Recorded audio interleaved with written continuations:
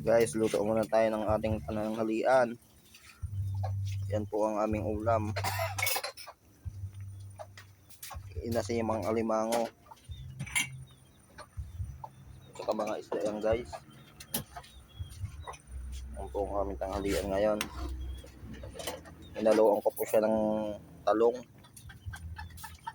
Yan guys, oh. Sira na itong papaya. Sira na ah. Yan guys, ang ating ulam ngayong araw ng Sabado.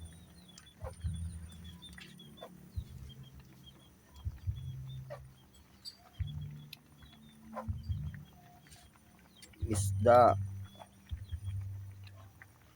Yan yung uli natin kagabi.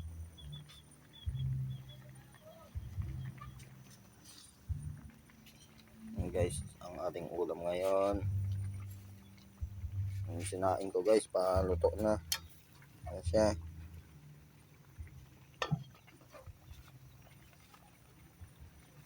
Kain na tayo mga guys.